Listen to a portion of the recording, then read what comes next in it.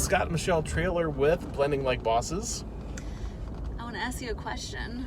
Ooh, okay. What you got?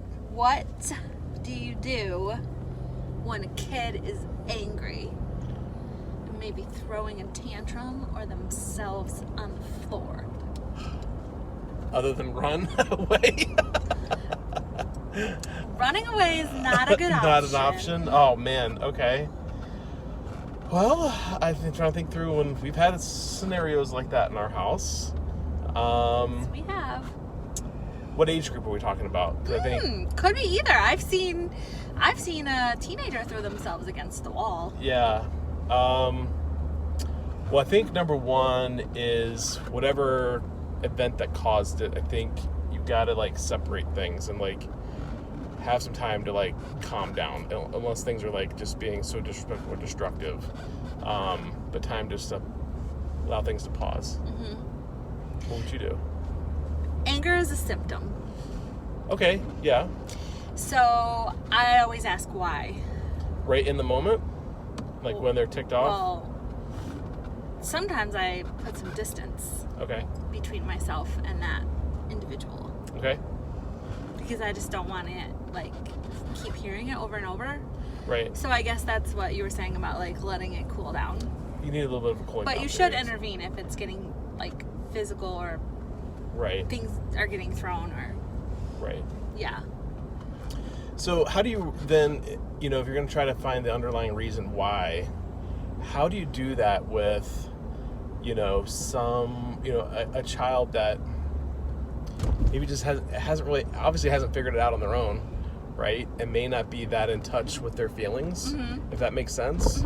Because in our household, there are some that are just really good and that can peel it back, do it on their own. There's others that they're just not that mature in that way yet. So how would you do that? I practice a lot of questions. Ask a lot of questions.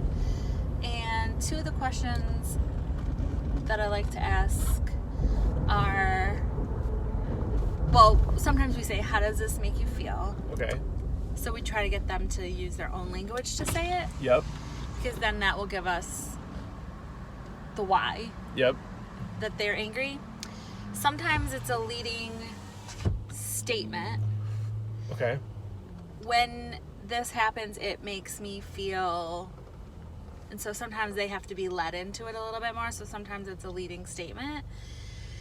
And if we're trying to go a little bit deeper, then I like to ask the question, like, tell me another time. Well, I guess that's phrased as a statement, but you could phrase that as a question. Like, when is another time that you felt this way? Okay. Or tell me about another time when you felt the same way. Okay.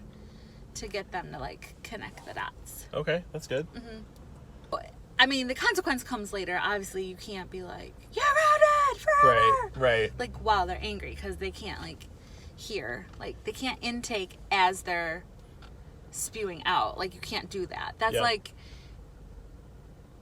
try to breathe in while you're drinking or something like that. Like, you can't do both at the same time. I know that with several of our kids, part of a role of a parent is sometimes, being the counselor, right? Like, trying to help them figure that stuff out. But other times we just need professional help. And I think if there's one takeaway, I think I would love for other parents to know that is a good option is sometimes you have to go and get a therapist or a counselor just to help the kids figure things out. And sometimes it's just good for them to talk to somebody else other than the parents and just a professional that can help them peel those things back. Yeah, because sometimes you're too close to the situation. Yep. Or you've taken them as far as you can. Right. Which we've been in all those scenarios. We've been in all the scenarios. We've gone from being able to deal with it, almost like the almost TV style, like in the bedroom at the end of the day, right? To we've had to get some serious mental health experts to help us figure things out, and so it takes everything in between.